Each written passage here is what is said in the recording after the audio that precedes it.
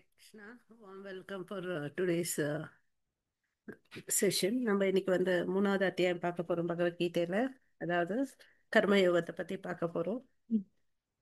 இதை புரிஞ்சுக்க வேண்டிய ஞானத்தை வேண்டி பகவான் கிருஷ்ணர்கிட்டயும் ஆச்சாரியர்கிட்டயும் நம்ம பிரார்த்தனை பண்ணிக்கலாம். ஓம் நமோ பகவதே வாசுதேவாய. ஓம் நமோ பகவதே வாசுதேவாய. ஓம் நமோ பகவதே வாசுதேவாய. ஓம் அஜ்ஞானதிமிரந்தஸ்ய ஞானாகர்ஷலாகயா சக்ஷுருன்மிலிதம் येन तस्मै श्रीगुरवे नमः.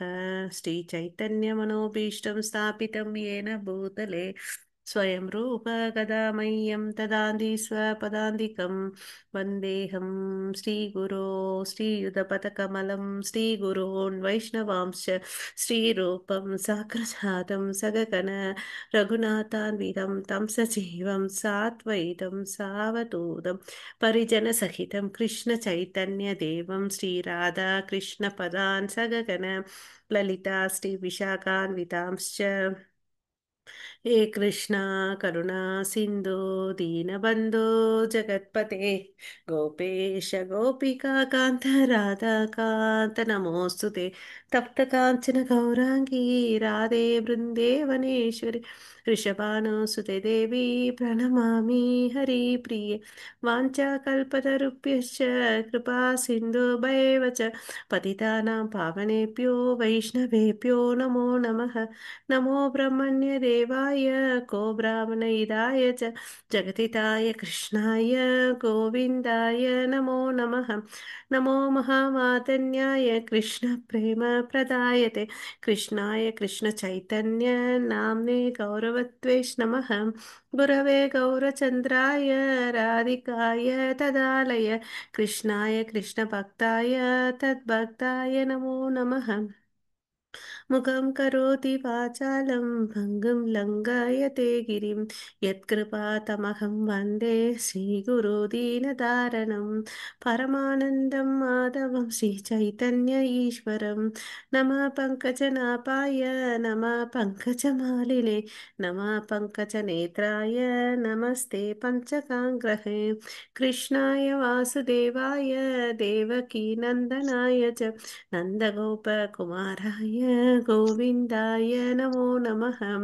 नम ॐ विष्णुपादाय कृष्णप्रेष्ठाय भूतले श्रीमते भक्तिवेदान्त स्वामिन् इति नामिने नमस्ते सरस्वती देवे गौरवाणी प्रचारिणि निर्विशेष शून्यवादे पाश्चात्येशतारिणि नारायणं नमस्कृत्यं नरं चैव नरोत्तमं देवीं सरस्वतीं व्यासं ततो जय उदीरये नष्टप्रायेष भद्रेषु नित्यं भागवत सेवया भगवती उत्तमश्लोके भक्तिर्भवति नैष्टिकी शृण्वतां स्वकथः कृष्ण पुण्यश्रवणकीर्तनः हर्षन्तस्तोहे अभद्राणि विधुनोति सुकृतं सदाम् पञ्चतत्त्वात्मकं कृष्णं पञ्च भक्तरूपस्वरूपकं भक्तावतारं भक्त्याकां नमामि भक्तशक्तिकं जय श्रीकृष्ण चैतन्य प्रभो नित्यानन्द श्री अद्वैत गदाधारा श्रीवासादि गौरभक्तवृन्द हरे कृष्ण कृष्ण कृष्ण हरे हरे हरे राम राम राम हरे हरे हरे कृष्णा। हरे कृष्ण माता जी। हरे माता कृष्ण। जी।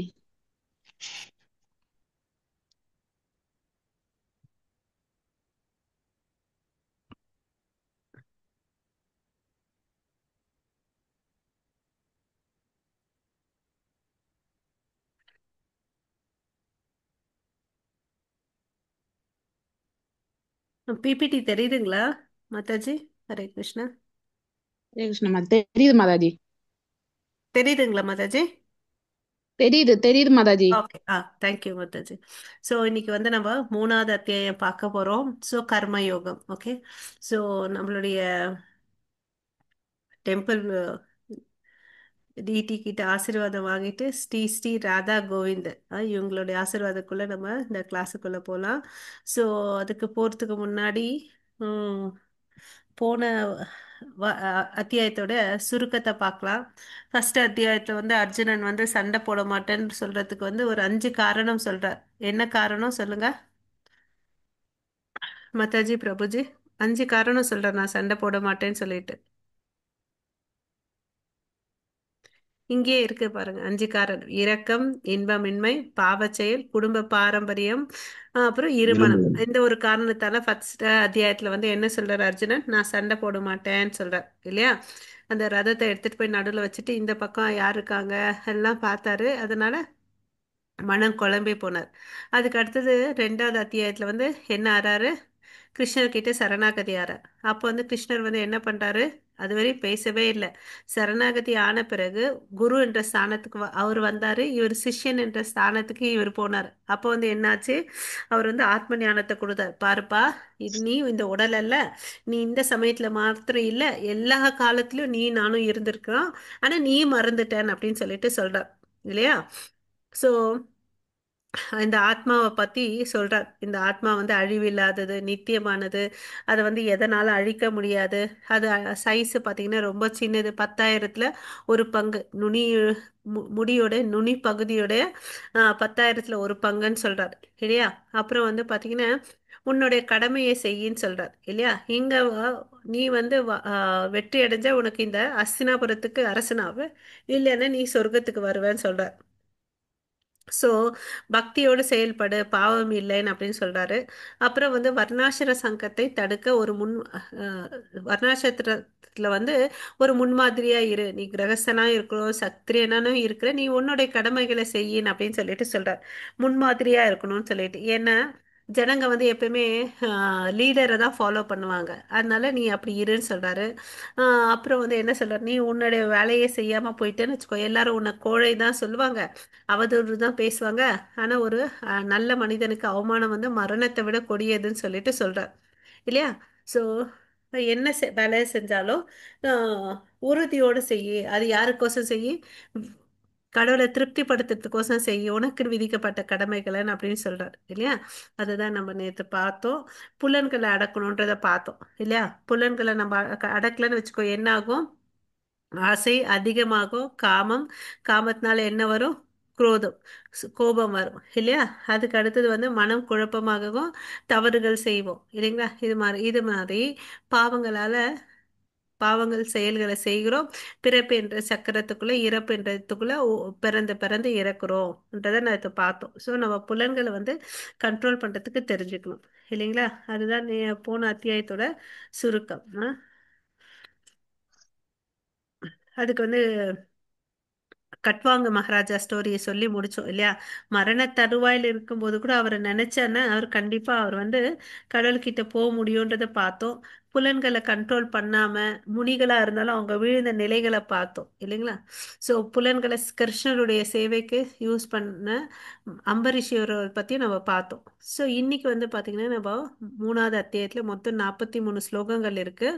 அது முதல் 2ல வந்து பாத்தீங்கன்னா இப்ப வந்து அர்ஜுனனுக்கு ஒரு குழப்பம். ஆஹ் என்னப்பா நீ வந்து என்ன சொல்ற? கொடுமையான செயல்களை செய்யாதன்னு சொல்றீங்களே, நான் எதை செய்யட்டும்? ஏன் இந்த என்ன ஆஹ் தேவையில்லாத பாவகரமான செயல்களை செய்யாதன்னு சொல்றீங்க? அப்பனா இந்த சண்டை வந்து பாவகரமான செயல் தானே? ஏன் என்ன இந்த கொடிய செயல்ல ஈடுபடுத்துறீங்க அப்படின்னு கேக்குறார். ஓகேவா? ஃபர்ஸ்ட் 2த்துல கேள்வி கேட்பாரு. அதுக்கு அடுத்தது வந்து அவர் கேட்குற கேள்விகளுக்கு பதில்கள் சொல்றார். ஓகேங்களா? ஸோ அதுல வந்து பாத்தீங்கன்னா கர்மயோகம், ஞான யோகம் எது சிறந்ததுன்னு பத்தி சொல்லி கொடுக்குறாரு. அதுக்கு பிறகு பிரிவுல பாத்தீங்கன்னா கர்ம காண்டம், கர்ம யோகத்தை பத்தி சொல்றாரு. கடைசியா எடுத்துக்காட்டாக விலங்குகள் சொல்றாரு. மிகப்பெரிய எதிரி நமக்குள்ள வந்து யார் பெரிய எதிரியா இருக்காருன்றத இந்த 5 பிரிவுகள் கொண்டதுதான் இந்த கர்மயோகம். இந்த பிக்சர்ல வந்து நம்ம என்ன பார்க்குறோம்? 5 குதிரைகள் கொண்ட ரதம். இது என்ன குறிக்குதுன்னு பார்த்தீங்கன்னா, இங்க இருக்கக்கூடிய 5 குதிரைகள் வந்து பார்த்தீங்கன்னா நம்மளுடைய 5 புலன்கள். அதாவது கண்ணு, மூக்கு, காது, கை, வாய். ஓகேங்களா? இது வந்து நம்மளுடைய புலன்கள். இந்த புலன்கள் வந்து பார்த்தீங்கன்னா எதனால கட்டுப்படுத்தப்படும்னா நம்ம மனசு. மனசு எதனால கட்டுப்படுத்தும்? நுண்ணறிவு, அதாவது இன்டெலிஜென்சி. இன்டெலிஜென்ஸை விட சிறந்தது யாருன்னு பார்த்தீங்கன்னா நானுன்னு சொல்லிட்டு இங்க ஒயிட்டா ஒருத்தர் உட்காந்துட்டு இருக்காரு பாருங்க, அதுதான் வந்து ஆத்மா. இது வந்து ஒரு ரதத்துக்கு வந்து கம்பேர் பண்ணியிருக்காங்க நம்ம உடல் அமைப்பு. குதிரைகள் வந்து 5 புலன்கள், அந்த கயிறு வந்து பாத்தீங்கன்னா மனசு, அந்த தேரோட்டி பிடிச்சிட்டு இருப்பான் இல்லையா, அவன் தான் வந்து புத்திசாலித்தனம். அந்த புத்திசாலித்தனம் வந்து விட உயர்ந்தது எதுன்னு பார்த்தீங்கன்னா, அந்த ரதத்தில் உட்காந்துட்டு போயிட்டு இருக்க மனிதன், அவன் தான் வந்து ஆத்மா. அதாவது நம்ம உடல்ல வந்து ஆத்மா தான் உயர்ந்தது அப்படின்னு சொல்றார். பட் நம்ம என்ன ஆயிட்டு இருக்கோம், நம்ம புலன்களுக்கு தான் அடிமையே, புலன்களுக்கு தான் சேவை செஞ்சுட்டு இருக்கோம் இல்லையா. நம்ம அதுக்கு விட்டுட்டு ஆத்மாக்கு என்ன தேவையோ அதை செய்யணும். ஸோ இதுல யார் வந்து சிறந்தவங்க உயர்ந்தவங்க சொல்லுங்க பார்க்கலாம், புலன்களா ஆத்மாவா? ஆத்மா. ஆத்மா. ஸோ நம்ம ஆத்மாக்கு என்ன தேவையோ அதை தான் செய்யணும். அதை விட்டுட்டு நம்ம புலன்கள், அதாவது நான் கொஞ்சம் தூக்கமா வருது, தூங்கணும், காஃபி குடிக்கணும், அங்கே டிவி பார்க்கணும் அப்படிலாம் நினைச்சா அப்போ என்ன அர்த்தம், அந்த கண்ணுக்கு மனசுக்கு அது தேவை, அதனால நம்ம அந்த செயல்களை செய்கிறோம். இனிமேல் அந்த செயல்களை வந்து நம்ம அலசி ஆராயணும். ஸோ நான் இது எதுக்காக பண்ணுறேன் அப்படி யோசிச்சுட்டு நம்ம பண்ண ஆரம்பிக்கணும். ஓகேங்களா? ஓகே. ஆ, ஹரே கிருஷ்ண மாதாஜி, நீங்க ஒரு 4 ஸ்லோகம் படிங்க. நெக்ஸ்ட் பிரபு நீங்க ஒரு 4 படிங்க பிரபு. ஹரே கிருஷ்ணா ஹரே மாதாஜி. கிருஷ்ணா. சரிங்க. ध्यायसि चेत् कर्मणस्ते मदा बुद्धिर्जनार्दन तत् किं कर्मणि घोरे मां नियोजयसि केशव. हरे कृष्ण माता. ஹரே கிருஷ்ணா. ஸோ இங்க அர்ஜுனன் என்ன சொல்றாரு, ஜனார்த்தனே, கேசவனே, பலநோக்கு செயல்களை விட புத்தி சிறந்தது என்றால் கோரமான இப்போரில் தாங்கள் என்னை பலவந்தமாக ஈடுபடுத்துவது ஏன்? இப்ப அர்ஜுனன் என்ன கேக்குறாரு, பலநோக்கு செயல்களை விட புத்தி சிறந்தது. ஓகேங்களா? பலனை எதிர்பார்க்காம செயலை செய்யின்னு சொல்றாரு அவரு. அதை விட புத்தி வந்து சிறந்ததுன்னு, அப்ப ஏன் வந்து இந்த கொடுமையான சண்டையில வந்து என்னை ஈடுபடுத்துறீங்கன்னு அப்படின்னு சொல்லிட்டு கேள்வி கேட்கிறார். ஓகேங்களா? ஸோ இவர் என்ன நினைச்சிட்டு இருக்காரு, சண்டை போடுறது வந்து இவரை வச்சு நம்ம அனலைசிஸ் பண்ணலாம். சண்டை போடுறது அவருடைய தர்மம் இல்லையா. ஸோ அந்த செயலை எப்படி செய்யணும், ஒரு பலன் நோக்கு இல்லாம செய்யணும் இல்லைங்களா. எனக்கு சண்டை சண்டை போட்டேன்னா எனக்கு வெற்றி வரும், அதனால நான் அரசன் ஆவேன்ற எண்ணத்து இல்லாம, எனக்கு இது விதிக்கப்பட்ட வேலை, அது கிருஷ்ண உணர்வோடு செஞ்சா அதனால வரக்கூடிய விளைவுகள், எந்த செயல்கள் செஞ்சாலும் அதுக்கு ஒரு எதிர்வினை இருக்கு. எவ்ரி ஆக்ஷன் இட்ஸ் ரியாக்ஷன் சொல்றேன் இல்லைங்களா. எல்லா செயல்களுக்கும் ஒரு எதிர் எதிர்மறை இருக்கு, அதாவது விளைவு இருக்கு இல்லையா. அந்த விளைவுகளை வந்து இல்ல அந்த பலனை வந்து யாருக்கு கொடுக்கணும்னு பார்த்தீங்கன்னா பகவானுக்கு வந்து கொடுக்கணும் இல்லைங்களா. பகவானுக்கு கொடுத்துட்டு பண்ணோம்னு வச்சுக்கோங்களேன், அதனால நமக்கு எந்த ஒரு பிரச்சனையும் வராது. ஓகேங்களா? பட் நீங்க ஏன் இந்த கோரமான சண்டையில வந்து என்னை ஈடுபடுங்கன்னு அப்படின்னு கேக்குறாரு. ஓகேவா? அதுக்கு அடுத்தது வந்து பாத்தீங்கன்னு வச்சுக்கோங்களேன், இதெல்லாம் ஏன் அப்படி பேசுறாருன்னு, அவர் ரொம்ப சாதுரியமா சண்டையை அவாய்ட் பண்ணணுன்றதுக்கோசம் இவரெல்லாம் கேக்குறார். ஓகேங்களா? ஏன்னா எதிர்க்கவங்க எல்லாம் இவங்க இவங்க வீட்டார் இல்லையா, எல்லாத்தையும் விட்டு கொடுத்துட்டு நம்ம காட்டுக்கு போலாம், சண்டை போடுறது வேண்டாம், இவங்களை கொல்றது வேண்டாம் அப்படின்னு நினைக்கிறார். ஓகேவா? பட் கிருஷ்ணர் வந்து என்ன இன்சிஸ்ட் பண்றாரு, நீ உன் கடமையை செய்யணும்னு சொல்லிட்டு இன்சிஸ்ட் பண்றார். ஓகேங்களா? யார் ஒருத்தர் வந்து பாத்தீங்கன்னா இந்த புத்தி யோகத்தை வச்சு ஞானத்தை வந்து கடவுளை புரிஞ்சுக்கிறாங்களோ இல்ல செயல்களை செஞ்சு புரிஞ்சுக்கிறாங்களோ, அவங்கள என்ன சொல்றாங்கன்னு பாத்தீங்கன்னா புத்தி யோகான்னு சொல்றாங்க. புத்தி யோகாவை ஃபாலோ பண்றாங்க. செயல்களை செயல், கர்மானவே செயல்ன்ற ஒரு வார்த்தைக்கு அர்த்தம் இருக்கு. அதாவது 4 அர்த்தங்கள் சொல்லலாம் இங்க. கர்மான சாதாரணமா செய்யக்கூடிய செயல்கள். இன்னொன்னு அர்த்தம் என்னன்னா ஃப்ரூட்டிவ் ஆக்ஷன், அதாவது பலன் நோக்கு செயல்கள் செய்யறது கர்மான்னு சொல்றாங்க. அப்புறம் எல்லாரும் கர்மங்கள் செஞ்சாலும் அதுக்கு ஒரு எதிர்வினை இருக்கும், அதையும் கர்மான்னு தான் சொல்றாங்க. அப்புறம் ஒரு கோர்வையான செயல்கள் விளைவுகள், அதை தான் வந்து கர்மான்னு சொல்றோம். ஸோ ஒரு வார்த்தை தான், பட் பல அர்த்தங்கள் இருக்கு. ஓகேங்களா? நெக்ஸ்ட் ஸ்லோகம் படிங்க மாதாஜி. हरे कृष्ण. व्यामिश्रेण वाक्येन बुद्धिमोहयसीव मे तत्येकं वद निश्चित्य येन श्रेयो अहम् आप्नुयाम्. हरे कृष्ण. ஹரே கிருஷ்ணா. இங்க வந்து பாத்தீங்கன்னா அவர் என்ன சொல்றாரு, ஏகம் வத, இந்த 3வது லைன்ல பாருங்க, தத் ஏகம் வத. நீங்க 2 சொல்லி இருக்கீங்க, இந்த 2 பாத்தீங்கன்னா எனக்கு குழப்பமா இருக்கு. அதாவது போன ஸ்லோகத்துல என்ன சொல்றாரு,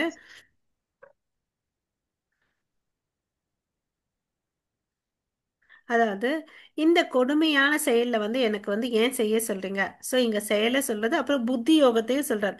சரி, இத ரெண்டுத்துல எது சிறந்தது? புத்தி யோகமா கர்ம யோகமா? இரண்டு வழிகளை ஒன்று போலவே கூறும் உமது அறிவுரையால் எனது புத்தி பேதலிக்கின்றது. எனவே எனக்கு எது மிகவும் நன்மையானது என்பதை முடிவாக கூறுவீராக. எனக்கு எதுப்பா நீ சொல்றது ஒன்றும் புரியல. எனக்கு வந்து எது நன்மை கழிக்குமோ அதை வந்து நீங்க சொல்லுங்க. புத்தி யோகமா இல்ல கர்ம யோகமா? ஏதாவது ஒண்ணு சொல்லுங்க. ஏக்கம் வதன் அப்படின்னு சொல்றார். ஸோ அதை வந்து நம்ம எப்படி புரிஞ்சுக்கணும்னா, கர்மான்னா நமக்கு விதிக்கப்பட்ட செயல்களை செய்யணும், பற்றுதல் இல்லாம செய்யணும். ஓகேவா? அந்த பலன்களை எல்லாம் கடவுளுக்கு அர்ப்பணிக்கணும். அதுதான் வந்து இன்டெலிஜென்சி, துரத்தல். ஓகேவா? அப்புறம் வந்து பாத்தீங்கன்னா கர்ம யோகம்னா நமக்கு விதிக்கப்பட்ட செயல்களை எதிர்பார்ப்பு இல்லாம செய்யறது கர்ம யோகம். ஓகே. புத்தி யோகன்றது வந்து பாத்தீங்கன்னா கடவுளுக்கோசம் எல்லா விஷயங்களையும் அர்ப்பணிக்கிறது தான். ஏன்னா அவனுக்கு ஞானம் இருக்கு ஆத்மாவை பத்தி. அதனால கடவுளுக்கோசம் எல்லாத்தையும் வந்து அர்ப்பணிக்கிறார். அது ஞான யோகம். ஓகே. ஸோ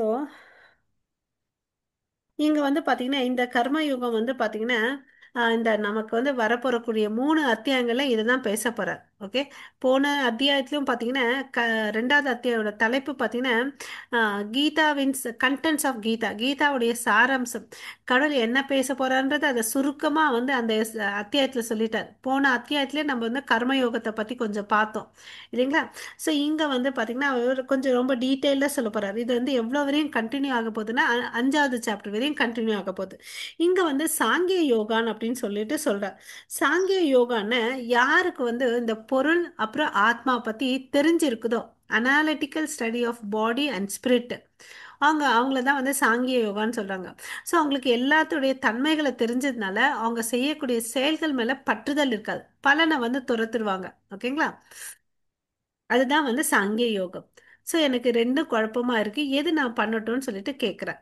ஸோ இப்போ வந்து கிருஷ்ணர் வந்து இது வந்து நம்ம 47வது ஸ்லோகத்தில் பேசியிருப்பார் அர்ஜுனர் போன அத்தியாயத்தில். கர் கர்மண்யேவ கர்மண்யேவ அதிகாரஸ்தே மா பலேஷு கதாசன மா கர்ம பலஹேதுர் பூர் மாதே சங்கோ ஸ்துவ அகர்மணி. உனக்கு விதிக்கப்பட்ட கடமையை செய்ய மட்டுமே உனக்கு அதிகாரம் உண்டு, ஆனால் செயல்களின் பலன்களில் உனக்கு அதிகாரம் இல்லை. உனது செயல்களின் விளைவுகளுக்கு உன்னையே காரணமாக ஒருபோதும் எண்ணாதே. கடமையை செய்யாமல் இருக்க ஒருபோதும் பற்றுதல் கொள்ளாதே. ஸோ இது வந்து பார்த்தீங்கன்னா கிருஷ்ணர் வந்து அர்ஜுனனுக்கு சொல்றார். இப்போ கிருஷ்ணர் கிட்ட தானே அர்ஜுனன் கேள்வி கேட்குறாரு. எனக்கு நீங்க சொல்றது வந்து ரெண்டு செயல்களை சொல்றீங்க, பலன் நோக்கு செயல்களை விட புத்தி சிறந்தது. அப்படின்னா ஏன்பா என்ன சண்டை போட சொல்றீங்க? அப்புறம் வந்து இது ரெண்டுத்துல வந்து எனக்கு குழப்பமா இருக்குன்னு சொல்றாரு. அதுக்கு வந்து நமக்கு ஏற்கனவே கிருஷ்ணர் தெளிவா சொல்லியிருக்கார். அதாவது உனக்கு வேலையை செய்யறதுக்கு தான் அதிகாரம் இருக்கு, பட் அதனுடைய பலன்களை வந்து அனுபவிக்கவோ இப்படி வரணும்னு நினைக்கிறதுக்கு உனக்கு அதிகாரம் இல்லை. ஓகேவா? அந்த பலன்களுக்கு நீ தான் காரணம்னு சொல்லிட்டு நினைக்காதன்னு அப்படின்னு ஒரு பாயிண்ட் சொல்லியிருக்காரு ஏற்கனவே. ரெண்டாவது பாயிண்ட் இம்பார்ட்டன்ட். ரெண்டு பாயிண்ட்டுமே இம்பார்ட்டன்ட். கடமையை செய்யாம இருக்க ஒருபோதும் பட்டுதல் கொள்ளாத. ஓகேங்களா? புரியுதா இது? ஏன்னா அர்ஜுனன் வந்து என்ன சொல்றாரு, நான் சன்னியாசியா போறேன்னு சொல்றார். அப்பனா என்ன அர்த்தம்? எந்த வேலையும் செய்யாம நான் போறேன்னு சொல்றார் இல்லையா? அது மாதிரியும் இருக்கக்கூடாது. நமக்கு விதிக்கப்பட்ட செயல்களை நம்ம செய்யணும். ஓகேங்களா? ம். அதாவது இப்போ வந்து இன்னும் இந்த பிக்சர்ல நம்ம பார்க்கலாம். என்ன கிருஷ்ணா நீ சொல்ற, எனக்கு ரொம்ப குழப்பமா இருக்கே. நீ வந்து என்னை வந்து மரம் நடாதன்னு சொல்றியா, இல்ல மரத்துல வரக்கூடிய பலன்களை வந்து எடுக்காத பறிக்காதன்னு சொல்றியான்னு சொல்லிட்டு கேட்கிறார். ஒரு மரம் வளரணும்னு நம்ம என்ன பண்றோம்? ஒரு விதையோ இல்ல சின்ன ஒரு செடியோ வாங்கிட்டு வந்து வைக்கிறோம். அதுக்கு தண்ணி ஊத்துறோம். ஆடு மாடு எதுவும் வந்து மேயாம அதுக்கு ஒரு வளையம் வச்சு பார்த்து வளர்க்குறோம். அது கொஞ்ச நாள் கழிச்சு பழங்கள் கொடுக்குது இல்லையா? சரி, என்னப்பா சொல்ற, எனக்கு ஒண்ணுமே புரிய மாட்டேங்குதுன்னு அப்படின்னு சொல்லிட்டு அர்ஜுனன் வந்து குழப்பத்துல கேட்கிறார். ஓகே. ஸோ இனிமேல் அவர் வந்து எப்படி வந்து விளக்குறாருன்றத நம்ம பார்க்கலாம். ஓகே. ஏக்கம் வத, இது ரெண்டாவது ஸ்லோகத்துல சொன்ன 3வது வரியில நம்ம பார்த்தோம். ஏக்கம்னா என்ன அர்த்தம்? ஒண்ணு.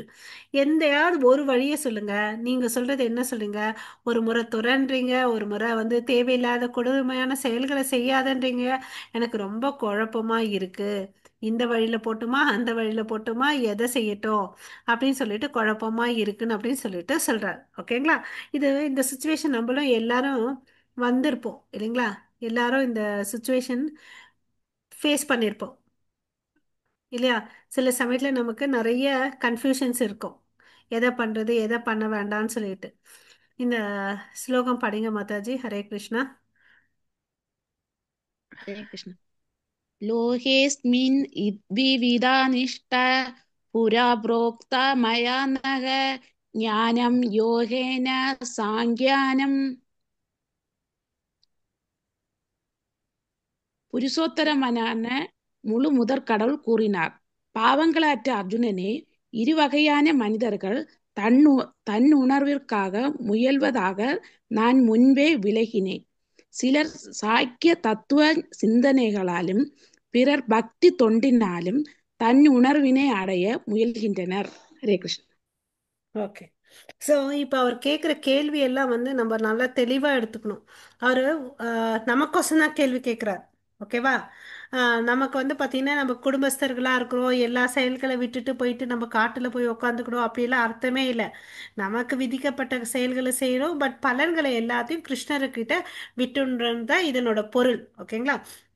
இதனால நமக்கு என்ன தெளிவு அடையுதுன்னு பார்த்தீங்கன்னா, நமக்கு கிருஷ்ண உணர்வில் வந்து இன்னும் எப்படி அதிகமாக முன்னேற முடியும் அப்படின்ற ஒரு அண்டர்ஸ்டாண்டிங்க வரும். ஓகேங்களா? ஸோ இங்க என்ன சொல்றாரு? இது வந்து இந்த ஸ்லோகம் வந்து அர்ஜுனன் பேசுறார். ஸ்ரீ பகவான் உவாச்சன்னு சொல்லிட்டு ஆரம்பிக்கும். லோகோஸ்மின், அதாவது இந்த லோகத்துல வந்து பாத்தீங்கன்னா த்விவிதா, அதாவது ரெண்டு விதமான மனிதர்கள் இருக்காங்க. அது யார் யாருன்னு பார்த்த, ஞான யோகேன அவங்க ஒருத்தங்க, அப்புறம் சாங்கிய யோகேன. ஓகேங்களா? சாங்கிய யோக கர்ம, இந்த ஸ்லோகம் கொஞ்சம் தான் இருக்கு. ஞான யோகேன சாங்கியானாம், அதுக்கு அடுத்தது வந்து பார்த்தீங்கன்னா கர்ம யோகேன யோகினாம். ஓகேங்களா? ஸோ ஞான யோகிங்க இருக்காங்க, கர்ம யோகிங்கள் இருக்காங்கன்னு சொல்லிட்டு சொல்றாங்க. இந்த உலகத்துல ரெண்டு விதமான மனிதர்கள் இருக்காங்க. ஒருத்தங்க வந்து ஞான யோகிகள், இன்னொருத்தங்க வந்து கர்ம யோகிகள். ஸோ பாவங்கள் அற்ற அர்ஜுனனே, இரு வகையான மனிதர்கள் தன்னுணர்வுக்காக முயல்வதாக நான் முன்பே விளக்கினேன். ஓகே. சில பேர் என்ன சொல்றாங்க, சாங்கிய யோகத்தை ஃபாலோ பண்ணுவாங்க, கொஞ்சம் பேர் வந்து பார்த்தீங்கன்னா பக்தி யோகத்தை ஃபாலோ பண்ணுவாங்க. ஸோ கடைசியில் வந்து பார்த்தீங்கன்னா தன்னை உணரணும் இல்லையா? கொஞ்சம் பேர் தன்னை உணர்தலை வந்து ப்ராக்டிஸ் பண்ணுவாங்க.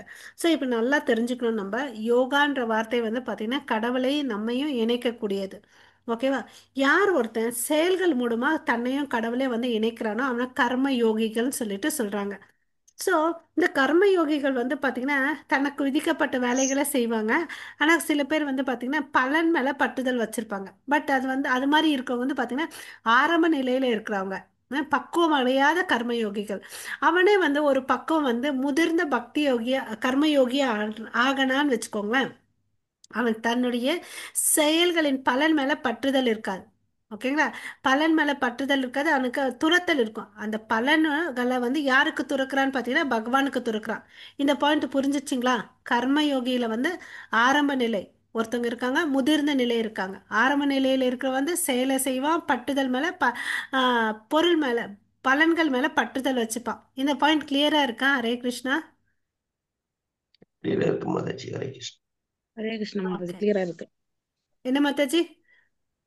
கிளியரா இருக்கு மாதாஜி. ஓகே.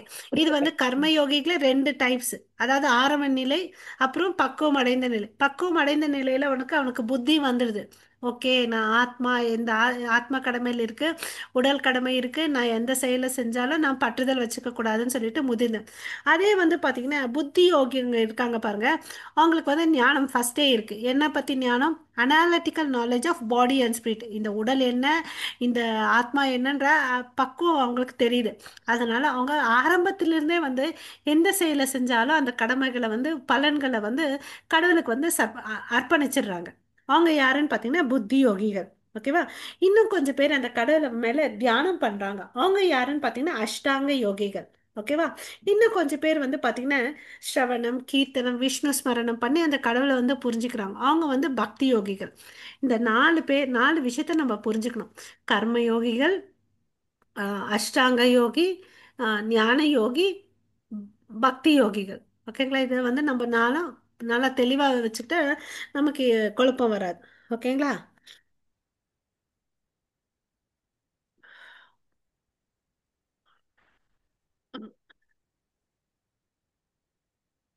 ஓகே. ஸோ மதமும் தத்துவ ஞானமும் ஒன்றுக்கொன்று தொடர்புடையவை. ஓகேவா? மத் தத்துவமற்ற மதம் வெறுமனே மன எழுச்சியே. மதம் மற்ற தத்துவம் வெறும் மன கற்பனையாகும். ஸோ இதை வந்து பகவத்கீதா வந்து பார்த்தீங்கன்னா ஒரு சென்டிமெண்ட் இல்லை. ஓகேவா? இது it is an analytical scientific study. ஓகேங்களா? இது வந்து விஞ்ஞானம். ஆ, சும்மா கதையோ ஏதோ ஒன்றும் இல்லை. இது வந்து விஞ்ஞானம், கடவுளை பற்றி சொல்றது. அதனால இது ஒரு குறிப்பிட்ட சமுதாயத்துக்கோ ஒரு குறிப்பிட்ட மனிதனுக்கோ இல்லை, எல்லாருக்குமே தான் இந்த பகவத்கீதை. ஆ இது படித்தா நம்ம சென்டிமெண்ட்டாக ஆகிடுவோம் அப்படியெல்லாம் இல்லை. இங்கே கான்செப்ட் சென்டிமெண்ட்டே இல்லை. ஓகே, உணர்ச்சிக்குன்ற இடமே இல்லை. இங்கே வந்து நம்பிக்கை. நம்பிக்கை தான் இடம். ஓகேங்களா? அதை புரிஞ்சுக்கணும்.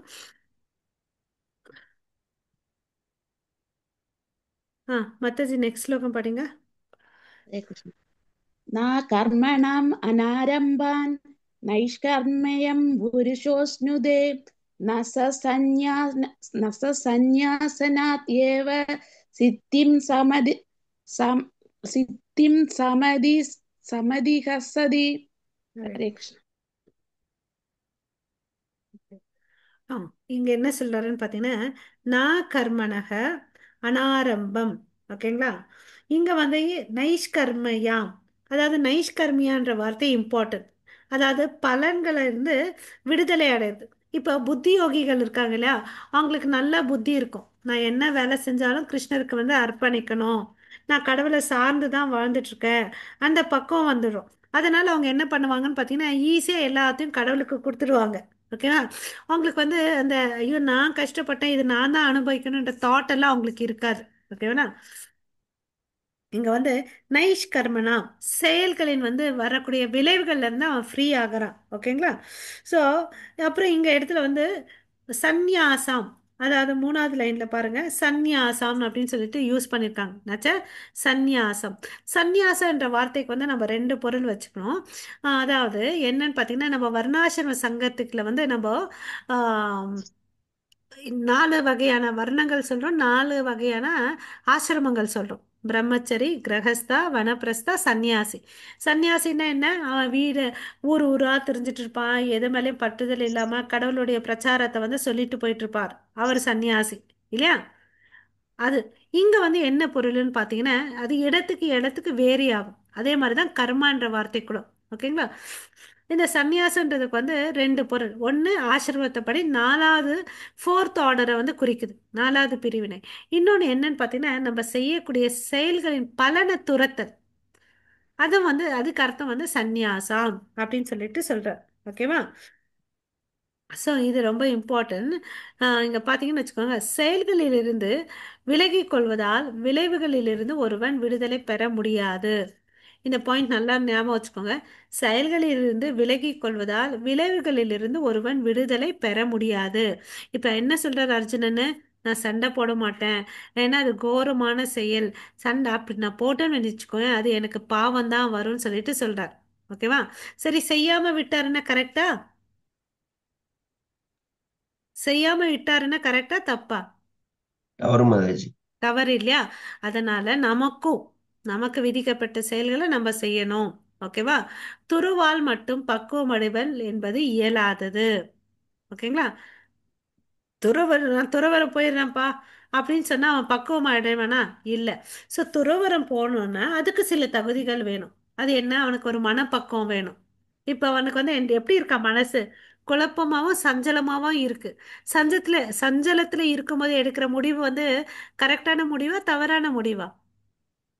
தவறான முடிவு மாதாஜி. தவறு இல்லையா? தவறான ரோ- கோவமாவும் மன கஷ்டத்துலயும் ஒரு முடிவு எடுக்கக்கூடாது. சந்தோஷமா இருக்கும்போது வார்த்தையை விடக்கூடாதுன்னு நம்ம பொதுவா வாழ்க்கையில கேள்விப்பட்டிருக்கோம் இல்லையா?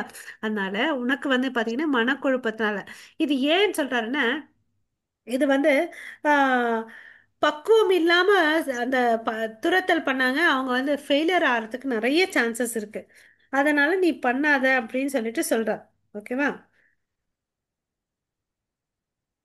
சில பேர் எல்லாம் என்ன பண்றாங்கன்னா, இந்த எம்பிரிக்கல் பிலாசபர்ஸ் தத்துவ ஞானிகள்லாம் வந்து என்ன பண்றாங்கன்னா, எந்த ஒரு பக்குவமே இல்லாம தன்னுடைய செயல்களை எல்லாம் திறந்துட்டு சந்நியாசம் எடுத்துக்கிறாங்க.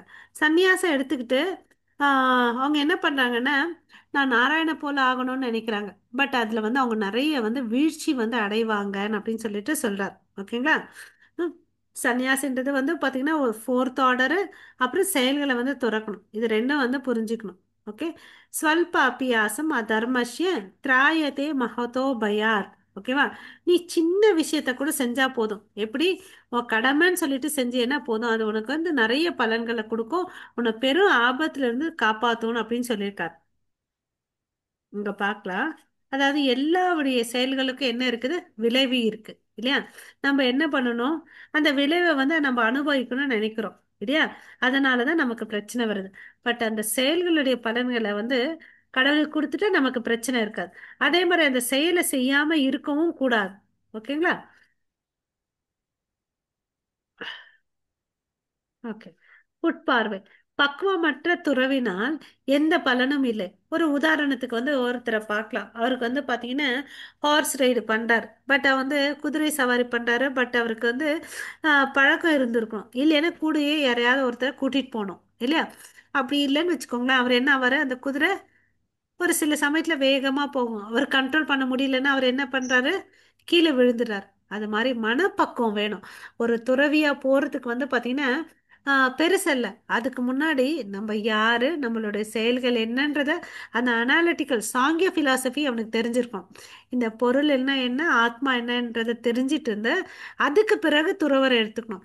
அந்த எந்த ஒரு பக்குவமே அடையாம டப்புன்னு போயிட்டு துறவி எடுத்தான்னு வச்சுக்கோங்களேன், அவன் விழுந்துடுவான்.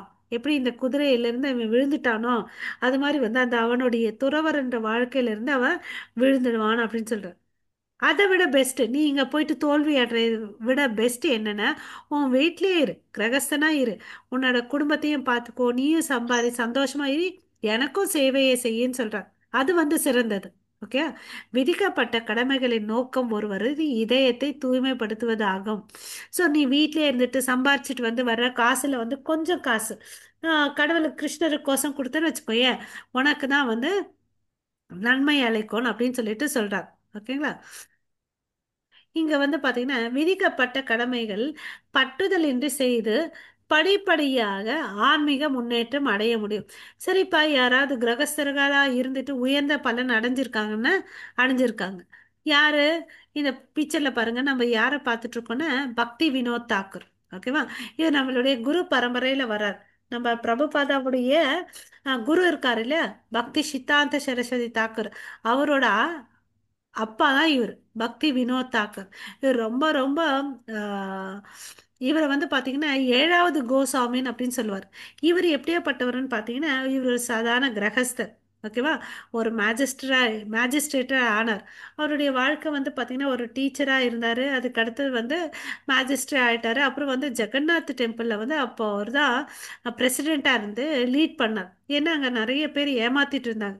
அப்போ வந்து பார்த்தீங்கன்னா பல பல விதமான அபராத சமராதம் எல்லாம் இருந்துச்சு. ஓகேங்களா? ஆஹ் அது எல்லாத்தையும் தகர்த்து எறித்தினார். இவர் தான் ரொம்ப பாடுபட்டார். இவர் மேஜிஸ்ட்ரேட்டாக இருந்தார். அப்போ வந்து பிரிட்டிஷ் வந்து ரூல் பண்ணிட்டு இருந்தாங்க. இவர் வந்து பார்த்தீங்கன்னா எங்கே போனாலும் கேஸை வந்து அவ்வளோ அளவுக்கு ஃபாஸ்ட்டாக டிஸ்போஸ் பண்ணுவார். அதனால பிரிட்டிஷ் அவங்க என்ன பண்ணாருன்னா, இவரோட ஆஃபீஸ்க்கும் வீட்டுக்கும் ஒரு ரயில்வே ட்ராக் போட்டிருந்தாங்க. அவர் வந்து சீக்கிரமாக போயிட்டு வரணும். இன்னும் நீங்கள் மாயாப்பூர் போனீங்கன்னு வச்சுக்கோங்களேன், அவரோட வீடை பார்க்கலாம், அந்த ரயில்வே ட்ராக் இதுவை பார்க்கலாம். அங்கே ஃபங்க்ஷனிங் இல்லை, அந்த தண்டவாளத்தை வந்து நீங்கள் பார்க்கலாம். ஸோ ஒரு சாதாரண இவர் இப்படியெல்லாம் பண்ணுறாங்கன்னு சொல்லிட்டு அங்கே வந்து ஏமாத்து வேலை பண்ணுவாங்க. ஒருத்தவங்க இருக்காங்க. அவர் என்ன பூஜாரி மாதிரி இருந்துட்டு, நான் தான் வந்து நாராயணன், நான் தான் ஜெகநாதன் அப்படின்னு சொல்லிட்டு இன்னும் ரெண்டு பேர் அசிஸ்டண்ட்டை வச்சுட்டு ஒருத்தன் சிவன் ஒருத்தன் பிரம்மன் சொல்லிட்டு ஏமாத்திட்டு இருந்தார். இவர் என்ன பண்ணுவாருன்னா, இவர் மேஜிஸ்ட்ரேட் இல்லையா, நல்ல தீர்மானம் கொடுப்பார். ஸோ சில விஷயத்த கண்டுபிடிக்கணுன்றதுக்கோசம் அந்த பூஜாரி ஏமாத்து வேலை செஞ்சுட்டு இருக்கான் பாருங்க, அவன் கிட்டனே போயிட்டு ஒரு சாதாரண கூலி வேலையா செய்யற மாதிரி போயிட்டு செய்யறார். அவன் என்ன பண்ணுவான்னு பார்த்தீங்கன்னா, ஜனங்களுக்கெல்லாம் வந்து ஜெகநாதனா என்ன ஃபேமஸ்னா பிரசாதம், மகா பிரசாதம் ஃபேமஸ். இவன் என்ன பண்ணுவான், நான் கடவுள் சொல்லிட்டு நினைப்பா, இப்படி தட்டில் எடுத்துட்டு பிரசாதம் கொடுப்பான். இது என்னடா இப்படி எல்லாம் நடக்குது, இது என்ன பாப்புலர் ஆறானேன்னு சொல்லிட்டு இவர் வருவார். ஓகே. மாறு வேஷத்தில் வந்து வேலை செய்வார். அப்போ தான் தெரியுது கீழே வந்து அண்டர் கிரவுண்டு சமைக்கிற வேலையெல்லாம் நடக்கும். ஒரு மெஷின் மூலிமா மேலே தட்டில் சாப்பாடு வரும். அதை எடுத்துட்டு எல்லாருக்கும் வந்து பிரசாதமாக கொடுத்துட்டு இருந்தார். ஸோ இதெல்லாம் கண்டுபிடிச்சாரு இவர். கண்டுபிடிச்சி அவர் அரெஸ்ட் பண்ணிட்டார். அவர் வந்து என்ன பண்ண வேண்டாம்னு சொல்லி கேட்குறாரு. ஓகே. இல்லை இல்லை, அவர் வந்து ஜனங்களை மாத்திரம் ஏமாத்துறது இல்லாமல் பெண்களை வந்து ஆம், தேவையில்லாத உறவுகள் வச்சுக்கிறது அதெல்லாம் இருந்துச்சு அவர் கையில். ஸோ அந்த குடும்பம் வருவாங்க இல்லையா சில பிரச்சனைன்னு சொல்லிட்டு அவங்கள வந்து எக்ஸ்ப்ளாய்ட் பண்ணுவார் அவர். ஓகேவா? அந்த சந்தர்ப்பத்தை வச்சுட்டு எல்லாரையும் ஏமாத்துவார். இதெல்லாம் தெரிஞ்சுட்டு ஒரு இவனுக்கு முற்றுப்புள்ளி வைக்கணும்னு சொல்லிட்டு என்ன பண்ணுவாருன்னு பார்த்தீங்கன்னா அரெஸ்ட் பண்ணுவார். பட் அரெஸ்ட் பண்ணுறதுக்கு யாரும் வரவே மாட்டாங்க. எத்தனையோ முறை ஃபெயிலாக இருக்குது. ஓகே. பட் இவர் வந்து பார்த்தீங்கன்னா ஸ்ட்ராங்காக இருந்து அவர் வந்து அரெஸ்ட் பண்ணுறாரு. அவர் சொல்கிறார் வேண்டான்னு அப்படின்னு சொல்லிட்டு. அவர் என்ன பண்ணுவார், பிளாக் மேஜிக் பண்ணிட்டு இவர் மேலே ஏவி விடுவார். இவருக்கு என்ன ஆகும்னு பார்த்தீங்கன்னா இவரோட பொண்ணுக்கு வந்து ரொம்ப ஜுரம் வரும். ஓகே. அது என்ன ட்ரீட்மெண்ட் பண்ணாலும் அந்த ஜுரம் வந்து சரியாகாது. சரின்னு சொல்லிட்டு இவர் என்ன பண்ணுவாருன்னா அந்த குழந்தைய தன்னோட மடி மேலே வச்சுட்டு பாகவதம் கண்டினியூஸாக படித்தார். ஸோ அந்த குழந்தையும் சரியாக படிச்சு. ஓகே. இவருக்கு வந்து பார்த்தீங்கன்னா அப்போ வந்து ஹார்ட் அட்டாக்கும் ஏதோ வருது, முடியாமல் போகுது. ஓகேங்களா? அப்போ அவங்க மனைவி எல்லாம் சொல்கிறாங்க அவனுடைய கேஸ் எதுக்கு, நமக்கு வேண்டாம் விட்டுடுங்கன்னு அப்படின்னு சொல்கிறாங்க. இல்லை இல்லை, எனக்கு எது ஆனாலும் பரவாயில்ல, அவனுக்கு வந்து ஒரு முற்றுப்புள்ளி வைக்கணும்னு சொல்லிட்டு சொல்கிறாங்க. ஏன்னா அவனுக்கு வந்து மேஜிக்கெல்லாம் பிளாக் மேஜிக் பவர் எல்லாம் நிறைய இருக்கு இல்லையா? அதனால எல்லா ஜனங்களும் அவங்கள பார்த்தா வந்து பயப்படுவாங்க. அவருக்கு எதிராக எதுவுமே சொல்ல மாட்டாங்க, செய்ய மாட்டாங்க. பட் இவர் வந்து கடைசி நாள் ஜட்ஜ்மெண்ட் கொடுக்கணுன்றதுக்கு போயிட்டுருக்கார். ஓகே. ஸோ இவருக்கு உடம்பு முடியாமல் ஆகுது. சரி இருந்தாலும் அந்த கேஸுக்கோசம் கிளம்பி போகிறாரு. அப்போ வந்து பார்த்தீங்கன்னா இந்த கோர்ட்டில் வந்து அவர் நடந்து போயிட்டுருப்பார். ஓகே. அப்போ வந்து அங்கே ஒருத்தர் இருப்பார், இந்த கிளர்க் ஒருத்தர். அவர் வந்து ஏதோ ஒரு வாசகம் படிப்பார். அது என்னன்னு பார்த்தீங்கன்னா ஒருத்தருடைய சக்தி வந்து பார்த்தீங்கன்னா ஷிகா இருக்கு இல்லையா, அந்த முடியில இருக்குன்னு அப்படின்னு சொன்னார். அப்போ ஒருத்தர் ஓடி போய் பாஞ்சு அந்த முடியை வந்து கட் பண்ணிடுறார். அதுக்கு பிறகு வந்து பார்த்தீங்கன்னா அவருடைய பிளாக் மேஜிக் பவர் எதுவுமே வேலை செய்யாது. ஸோ இப்படி வந்து அவர் தண்டனை கொடுத்தாரு. அவ்வளோ அளவுக்கு ஒரு சாதாரண கிரகஸ்தர். அவரெல்லாம் பார்த்தீங்கன்னா ஒரு 4-5 மணி நேரம் தான் தூங்குவார். அஹ் வேலைக்கு போவார். காலையில் மத்தியானம் மேஜிஸ்ட்ரேட் வேலைக்கு வருவார். இன்பிட்வீன் கொஞ்சம் ரெஸ்ட் எடுப்பார். அப்புறம் நிறைய புத்தகங்கள் எழுதினார். நிறைய புக்ஸை வந்து படித்தார். அப்போ வந்து நம்மளுடைய இது கிருஷ்ண கான்ஷியஸ்னஸ் வந்து எல்லாம் வந்து மறைஞ்சு போயிடுச்சு. ஏன்னா எல்லாரும் வந்து இந்த சஹஜியாஸ் இருக்காங்க. அவங்க வந்து என்ன பண்ணுவாங்கன்னு பார்த்தீங்கன்னா நானும் கிருஷ்ணர் எப்படி கிருஷ்ணர் வந்து ரசா டான்ஸ் பண்ணுறாரோ அது மாதிரி நானும் சகஜியாஸ்ன்னு சொல்லிட்டு சில பேர் வந்து என்ன பண்ணுவாங்க, பெண்கள் வேஷம் போட்டுட்ருப்பாங்க. நிறைய அப்போ சம சம்பிரதாயம் இருந்துச்சு. அது எல்லாம் இவர் தான் ஒழிச்சார். ஓகேங்களா? அவர் வந்து அந்த சைத்தன்ய சரிதாமிர்தம் புக்கெல்லாம் கிடைக்காம நிறைய கஷ்டப்பட்டார். பட் இப்போ நமக்கு வந்து பார்த்திங்கன்னா ஆன்லைனில் ஆர்டர் போட்டு அடுத்த 2 நாளே நமக்கு வீட்டுக்கு வருது. அந்த சைத்தன்ய சரிதாமிர்த புக்கை படிக்கிறதுக்கு எத்தனையோ கஷ்டப்பட்டார். ஓகேங்களா? அவர் புக்கு இல்லாமல் கஷ்டப்பட்டார். நம்ம எல்லாம் புக்கை வச்சுட்டு படிக்கிறதுக்கு கஷ்டப்படுறோம். ஸோ அப்போ வந்து அவர் பிரார்த்தனை பண்ணுறார் கடவுள்கிட்ட. அதாவது எனக்கு வந்து இந்த விஷயத்தெல்லாம் பிரச்சாரம் பண்ணுறதுக்கு ஒரு குழந்தை கொடுங்கன்னு அப்படின்னு சொல்லிட்டு. அப்படி கடவுளுடைய பிரசாதம் தான் வந்து பக்தி சித்தாந்த சரஸ்வதி தாக்கூர். அவர் வந்து பார்த்தீங்கன்னா சன்னியாசியாகவே இருந்தார். ஓகேவா? அவர் ரொம்ப ஸ்ட்ரிக்டாக ஃபாலோ பண்ணார். நிறைய மாற்றத்தை கொண்டு வந்தாங்க. இவங்கெல்லாம் வந்து பார்த்திங்கன்னா லோக்கலில் கிருஷ்ண உணர்வை எடுத்துகிட்டு வந்தார். இவர் வந்து பெங்காலி. ஸோ அந்த பெங்கால் ஒரிசா அந்த இடத்துல எல்லாம் வந்து இவர் நிறைய விஷயங்கள் எடுத்துகிட்டு வந்தார். ஓகேங்களா? ஸோ அவருடைய பையன் இன்னும் வந்து நல்லா பிரச்சாரம் பண்ணுவார். அதனால அவர் வந்து சிம்மகுரு, ரொம்ப ஸ்ட்ரிக்டாக இருப்பார். அவர் கூட பார்த்தீங்கன்னா யாரும் அவரை எதிர்த்து வந்து வாதம் பண்ணவே மாட்டாங்க. அவ்வளோ அளவு கிறிஸ்டல் கிளியராக இருக்கும் அவருடைய வார்த்தைகள். ஸோ அவர் இன்னைக்கு வந்து நீங்கள் ஜெகநாத் பூரிக்கு போனீங்கன்னு வச்சுக்கோங்களேன். ஜெகநாத் பூரி டெம்பிளில் அங்கேயே வந்து கௌடிய மட்டன் ஒன்று இருக்குது அந்த ரோட்லேயே. அவர் பிறந்த இடம் இவருடைய வீடு அங்கே தான் இருக்குது. சித்தாந்த சரஸ்வதி தாக்கூர் பிறந்த இடம் அது. ஓகேங்களா? டெம்பிளுக்கு போயிட்டு வரும்போது அங்கே பாருங்கள் நீங்கள். அப்புறம் வந்து இன்னைக்கு ஒரு முக்கியமான நாள். ஓகே. ரத யாத்திரை, ஜெகநாத் பலதேவ் சுபத்ரா அவங்களது ரத யாத்திரை நடக்குது. அது இந்த கோரிலேஷன் வந்ததுனால இந்த பாயிண்ட் சொல்லிடுறேன். அப்போ அந்த வீட்டில் குழந்தை பிறந்திருக்கும் இல்லையா? ஸோ அந்த ரத்தம் வந்து அந்த தெரு இங்கே தான் கோயில். இங்க வந்து வீடு இருக்கும் அந்த தெருல. ஸோ அந்த ரத்தம் வந்து கிளம்பி போனோம். போன அது வந்து இந்த இந்த வீட்டாண்ட வந்து நின்றுடுது. தேர் வந்து அசையறதே இல்லை. என்னடான்னு சொல்லிட்டு அப்ப என்ன பண்ணாங்க, யானை குதிரை எல்லாம் கூட்டிட்டு வந்து இழுக்கிறாங்க, முடியல. என்ன பண்ணாலும் முடியவே இல்லை. 3 நாளா இந்த ரத்தம் நின்றுட்டே இருக்குதுன்னு சொல்லிட்டு இந்த அம்மா என்ன பண்ணுவாங்க, பக்தி வினோத் தாக்கரோட ஒய்ஃப் அந்த குழந்தைய தூக்கிட்டு வெளியே போவாங்க. போன கடவுளை காமிக்கலாம்னு சொல்லிட்டு முன்னாடி நின்று காமிச்சிட்டு இருப்பாங்க. அப்போ வந்து கடவுள்கிட்ட இருந்து ஒரு மாலை கரெக்டா பக்தி சித்தாந்த சரஸ்வதி தாக்கூர் மேல வந்து விழும், மாலை மாதிரி. அதுக்கு அடுத்தது வந்து அந்த ரதம் கிளம்ப ஆரம்பிக்கும். கிருஷ்ணர் வந்து பார்த்தீங்கன்னா ரொம்ப கருணையானவர். ஏதாவது ஒரு பக்தன் வரணும் இல்லை வர்றதுக்கு டைம் ஆயிடுச்சுன்னா அவர் அசையவே மாட்டார். அதே இடத்துல அமைதியாக நின்னுப்பார். அந்த பக்தன் வந்த பிறகு இல்லை இங்க அப்புறமா வந்து ரத்தம் கிளம்பும். இது மாதிரி நிறைய ஸ்டோரிஸ் இருக்கு. இங்க இவருக்கு ஆசீர்வாதம் கொடுக்கணுன்றதுக்கோசம் அவங்க வீடு முன்னாடி அவர் நின்னுட்டார். ஓகேங்களா? அவருக்கு ஆசீர்வாதம் கொடுத்த பிறகு அந்த ரத்தம் வந்து கிளம்பி போகும். ஓகே. ஸோ இது மாதிரி நீ வந்து பார்த்தீங்கன்னா உன் கடமைகளை செய். கடமைகளை செஞ்சுட்டு நீ வந்து சந்தோஷமா இரு. அதை விட்டுட்டு ஏமாற்றுதல் பண்ண வேண்டாம். அதாவது ஏமாற்றுதல்னா இப்ப அர்ஜுனனுக்கு வந்து அவ்வளவு அளவுக்கு பக்குவம் இல்லை. துறந்துட்டு மறுபடியும் வீழ்ச்சி அடையறதை விட உனக்கு வந்து பிறகு விதிக்கப்பட்ட கடமைகளை செய்யின்னு சொல்லிட்டு சொல்றார். ஹரே கிருஷ்ணா. இந்த ஸ்லோகம் படிங்க. ஹரே கிருஷ்ணா. ஹரே ஹரே கிருஷ்ண கிருஷ்ணா. மாதாஜி. கார்த்தி பிரபு நீங்க படிக்கிறீங்களா? நீங்க 4 ஆயிடுச்சு இல்ல படிக்கிறேன். மாதாஜி? ரொட்டேஷன்ல படிங்க. ஓகே மாதாஜி, படிக்கிறேன். ஹரே கிருஷ்ணா. நகி கஷ்டித அச்சிச்சனம் அபி ஜாது நிஷ்யத் கர்ம காரியதே ஏவஷ கர்ம சர்வ பிரகிருதி ஜெயர் புனை. ஹரே கிருஷ்ண மாதாஜி. ஹரே கிருஷ்ணா. ஸோ இங்க வந்து என்ன சொல்றாரு, பௌதீக இயற்கையிடம் இருந்து பெறப்பட்ட குணங்களுக்கு தகுந்தாற் போல ஒவ்வொருவரும் சுதந்திரம் ஏதும் இன்றி செயல்படுவதற்கு வற்புறுத்தப்படுகின்றன. எல்லாருமே செயல்களை செய்யணும் இல்லையா? ஏன்னா இந்த 3 குணங்கள் இருக்கு. இந்த 3 குணங்கள் என்னென்ன யாராவது சொல்லுங்க. ரஜோகுணம், தமோகுணம், ஆ, சத்துவகுணம் இல்லையா? நம்ம வந்து சத்துவகுணம். பார்த்தீங்கன்னா ஏதாவது ஒரு குணத்துல வந்து நம்ம வேலை செஞ்சுட்டு இருக்கோம். இந்த 3 குணங்கள் எல்லாருக்கும் இருக்கு. பட் ஏதோ ஒண்ணு வந்து மேலோங்கி இருக்கு. இதை சொல்றாரு. அப்புறம் எனவே ஒரு கணம் கூட செயல்கள் எதையும் செய்யாமல் இருப்பது எவருக்கும் சாத்தியமில்லைன்னு சொல்றார். ஓகேவா? ஒரு நிமிஷம் கூட நம்மளால செயல்கள் செய்யாம இருக்கவே முடியாது அப்படின்றார். அப்படி இருக்கும்போது நீ எப்படி பார்த்து உறப்பேன் அப்படி. ஓகேங்களா?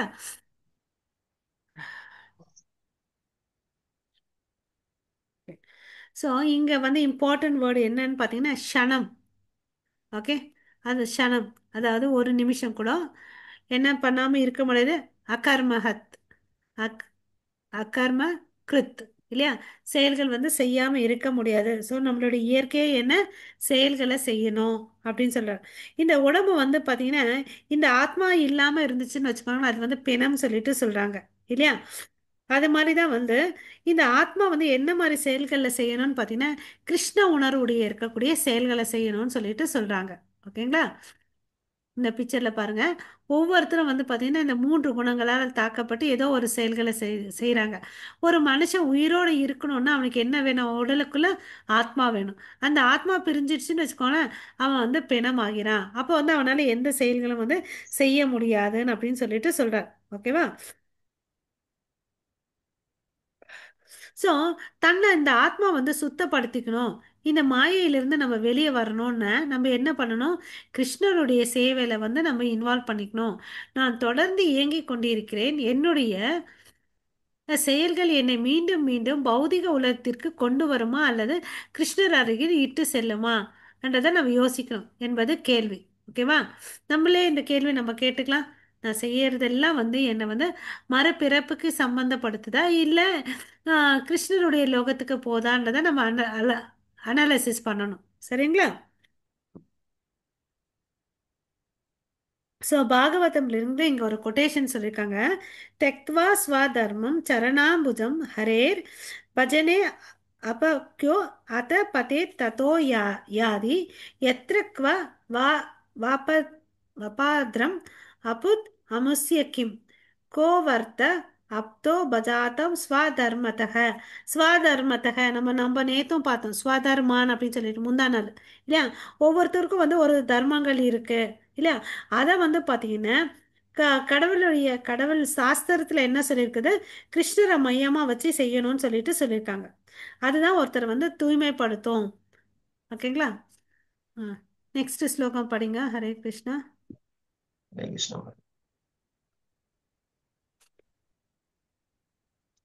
कर्मेन्द्रियाणि इष्टं ये ये अस्ते मानसा स्मरन् इन्द्रियार्थान् विमूढात्मा मिथ्यासर स उच्यते। हरे कृष्ण। ஓகே.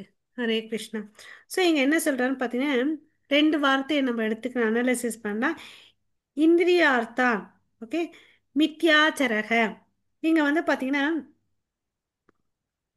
மித்யாச்சரன்னா என்ன அர்த்தம்னு பார்த்தீங்கன்னா ப்ரிட்டண்டர். ப்ரிட்டண்டருக்கு என்ன சொல்கிறது, இங்கே இருக்கும் போலி மனிதன். ஓகேங்களா. ஸோ புலன்களின் செயல்களை கட்டுப்படுத்தி அதே சமயம் புலன் இன்ப பொருட்களில் மனதை அலைப்பாய விடுபவன் தன்னையே முட்டாளாக்குகிறான். அவன் போலி மனிதன் என்று அழைக்கப்படுகிறான். அதாவது இங்க வந்து இந்த பிக்சர்ல பாத்தீங்கன்னா ஒருத்தர் யாரு தெரியுறாரு? ஹரே முனிவர். கிருஷ்ணா. முனிவர். ஒரு சன்னியாசி இல்லையா. சன்னியாசின்னு சொன்னோடனே நமக்கு என்ன ஞாபகம் வரும்? அதாவது வந்து காவி உடை அணிஞ்சிருக்கோம், கையில் கமண்டலோ வச்சிருக்கணும், அப்புறம் ஒரு தண்டி வச்சிருக்கணும், அப்புறம் தாடி எல்லாம் பெருசாக இருக்கும்னு நினைப்போம் இல்லையா. ஆமாம் தானே. பட் இவர் வந்து என்ன வச்சிட்டு இருக்காரு, ட்ரெஸ்ஸு வந்து சன்னியாசி மாதிரி வச்சிட்டு இருக்காரு. மாலையெல்லாம் ம். போட்டுட்டு காவி ட்ரெஸ் போட்டுட்டு கமண்டலத்தில் வச்சுக்கிட்டு. பட் என்ன பண்ணிட்டு இருக்காரு, சிகரெட் ஓட பிடிச்சிட்டு முடிச்சு. இருக்காரு. போனை வச்சிட்டு இருக்காரு. அப்போ வந்து இவர் நிஜமான சன்னியாசியா? होली माता जी। போலி இல்ல, மனிதன். போலி. அதுதான் சொல்றார். அவன் வந்து சும்மாவே ட்ரெஸ் எல்லாம் மாத்திரம் பார்த்தீங்கன்னா மேலே மேலே சன்னியாசி மாதிரி. ஓகே. உள்ளுக்குள்ள என்ன இருக்குது, எல்லா புலனின்ப செயல்களுடைய செயல்கள் மேல பற்றுதல் இருக்கு. பீடி மனிதனை பிடிக்கணும் இல்லையா, அது மேல பற்றுதல் இருக்கு. எல்லா ஜனங்க கூட என்னோட உற்றார் உறவினர் எல்லார்கிட்டயும் பேசணும்னு சொல்லிட்டு ஆசை இருக்கு. பட் ட்ரெஸ்ஸை பார்த்தா எல்லாத்தையும் திறந்துட்டு இருக்கிறாரு போல அப்படின்னு நினைக்கிறோம். பட் இவர்களுக்கு வந்து புலனையே கண்ட்ரோல் பண்ண முடியல. சிகரெட் வந்து பார்த்தீங்கன்னா சாதாரண மனுஷனே பிடிக்கக்கூடாது. இந்த ட்ரெஸ்ல இருந்து கஞ்சா போட்டுட்டு இருக்கிறதெல்லாம் கரெக்டா? தப்பு தானே. அப்பதான் அதனால தான் மாதாஜி। வந்து கடவுள் என்ன சொல்றாருன்னா இவங்க எல்லாம் வந்து போலி மனிதர்கள். பார்க்கறதுக்கு தான்ப்பா வந்து இவங்க சன்னியாசி, பட் உள்ளுக்குள்ள மனசுல என்ன இருக்குது, எல்லா புலனின்ப செயல்கள் மேல பற்றுதல் வச்சிருக்காங்க. ஸோ இவங்க வந்து போலி மனிதர்கள். இந்த போலி மனிதர்களை பார்த்துட்டு நம்ம ஏமாறக்கூடாது. இப்போ நிறைய இப்படிதான் நடக்குது. நானும் குரு, வாங்க எனக்கு ஒரு 50 ரூபாய் கொடுங்க, 100 ரூபாய் கொடுங்க, நான் வந்து ஒரு மந்திரம் கொடுக்குறேன்னு சொல்றாங்க. இல்லை, ஆமாவா இல்லையா? ஆமாங்க மாதாஜி, ஆமா. அதெல்லாம் நடக்குது। இல்லையா. Token system. வா நான் வந்து உனக்கு இது மந்திரம் கொடுக்குறேன், உனது எல்லாம் சரியா போயிடும், அப்படி இப்படி ஏமாறுத்துறாங்க இல்லையா. அவங்களுக்கே வந்து அவங்களுக்கு வந்து நன்மை செஞ்சுக்க தெரியாது. இந்த மாதிரி போலி மனிதர்கள்கிட்ட இருந்து நம்ம தூரம் இருக்கணும். ஓகேவா. மறுபுறம் ஒரு நேர்மையான நபர் மனத்தால் செயல்களில் உள்ள புலன்களை கட்டுப்படுத்த முயற்சித்து பற்றுதல் இல்லாமல் கர்மயோகத்தை தொடங்கினார். இது வந்து அடுத்த ஸ்லோகம். அதாவது இவர் வந்து பார்த்தீங்கன்னா நம்ம ரெண்டு வார்த்தை சொல்லணும்னு சொன்னோம் இல்லைங்களா. இந்திரியார்த்தான். ஓகே. இன்னொன்று வந்து பார்த்தீங்கன்னா மித்யாச்சர. மித்யாச்சரன்னு போலி மனிதன் சொல்லிட்டு அர்த்தம். இந்திரியானே அவனுக்கும் சொன்னாரு. இந்த 7வது ஸ்லோகம் இருங்க பார்க்கலாம். 7வது ஸ்லோகம் யார் கையில இருந்தா படிக்கிறீங்களா? படிக்கிறேங்க மாதாஜி। படிங்க பிரபு. கொஞ்சம் சத்தமா படிங்க பிரபு, ரொம்ப லோவா இருக்கு வாய்ஸ். படிக்கிறேங்க மாதாஜி। ஃபோன் பக்கத்துல வச்சுட்டு படிங்க. यंस्तौ ம். यंस्तौ इन्द्रियाणि मनसा नियम भारतेर्जुन कर्मेन्द्रियै कर्मयोगम असक्त स विषय ஆ विशिष्यते। இது कृष्ण माता। தேங்க்யூ பிரபு. ஃபர்ஸ்ட் லைன்ல பாத்தீங்கன்னு வச்சுக்கோங்களேன், இந்திரியாணி மனசா இல்லையா. என்னப்பா போன ஸ்லோகத்துல இந்திரியாணின்னு சொன்னாரு, இந்த ஸ்லோகத்துல இந்திரியாணின்னா அங்க வந்து அவங்க புலன்களை அடக்கல, அதே அந்த இந்திரியங்களை வந்து இவன் அடக்குறான். இவன் எப்படியாப்பட்டவன் பாத்தீங்கன்னா தன்னுடைய புலன்களை வந்து அடக்கி இருக்கிறதுனால அவனை விட இவன் சிறந்தவன். ஓகேங்களா? இந்த பிக்சரில் நம்ம பார்க்குறோம் இல்லையா? அதாவது ஜெகநாத் ரத யாத்திரை இன்னைக்கு வருது. ஓகேங்களா? உங்ககிட்ட இருக்கிற இஸ்கான் டெம்பிளையும் நடக்கும். அது என்னைக்கு நடக்குதுன்னு தெரிஞ்சுக்கிட்டு போயிட்டு அந்த கயிறை ஒரு நிமிஷமாவது இழுத்துட்டு வாங்க. என்ன ஒரு பலஸ்துதின்னு நமக்கு வந்து மோட்சம் கிடைக்கும், இந்த பௌதிக உலகத்துல இருந்து விடுதலை கிடைக்கும்னு சொல்லிட்டு பலன் சொல்லியிருக்காங்க.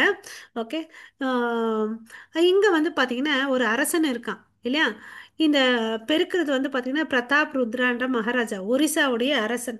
இவர் என்ன பண்ணுறாருன்னு பார்த்தீங்கன்னா ரத்தம் வருதுன்னு சொல்லிட்டு ஒரு பொன்னான தொடப்பத்தை ஆனதை வந்து எடுத்துட்டு கடவுள் வராருன்னு தெருவை வந்து பெருக்கிறார்.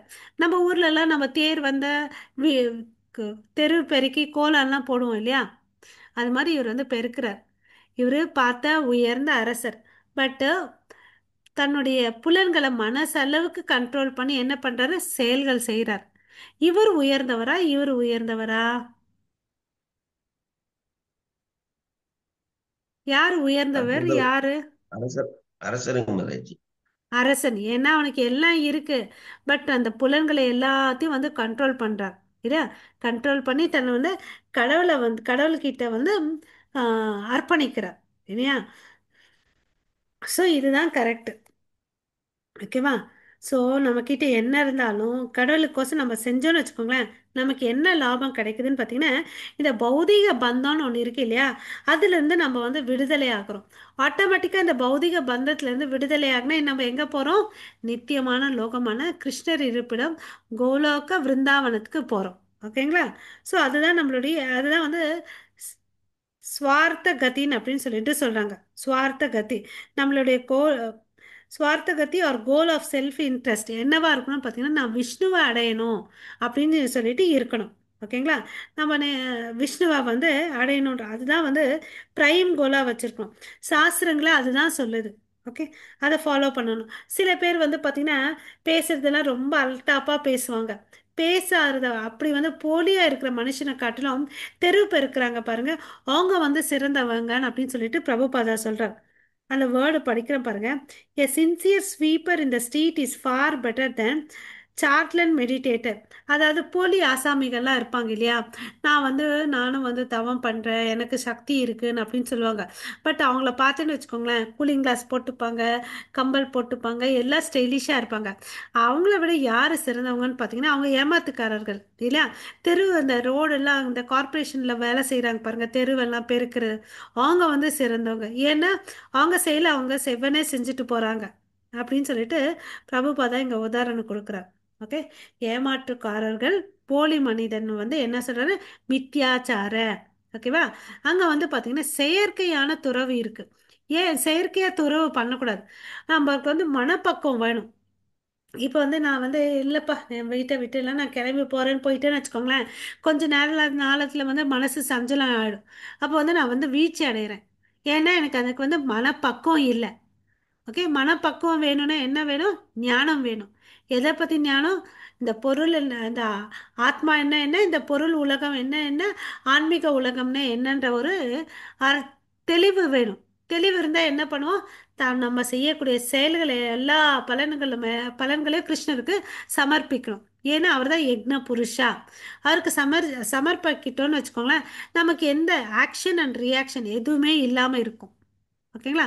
அதுதான் வந்து பார்த்தீங்கன்னா பக்குவமான துறவு. இல்லை எடுத்தோம் கவுத்தோன்னு சொல்லிட்டு இப்போ அர்ஜுனன் சொல்றாரு பாருங்க, அது வந்து தவறு. வீழ்ச்சி அடைவார் அப்படி பண்ண. ஓகேங்களா? செயற்கையான துறவு வந்து கண்டிக்கப்படுகிறது. அவருக்கு மாத்திரம் இல்லை, நமக்கும் சொல்றார். ஸோ இதை கேட்டப்பா நான் நாளைக்கே வந்து பைய தூக்கிட்டு காட்டுக்கு போயிடுறேன்னா அது வந்து தவறு, வீழ்ச்சி அடைவோம் அப்படின்னு சொல்றார். நீ வந்து குடும்ப வாழ்வில் இருக்கிற இடத்துல இருந்துட்டு சந்தோஷமா இருந்துட்டு எனக்கோசம் செய்கள் செய்யின்னு சொல்றார். குடும்ப வாழ்வில் இருப்பவர் போலி சந்நியாசை விட மேலானவர். இந்த வார்த்தையை நல்லா புரிஞ்சுக்கணும்.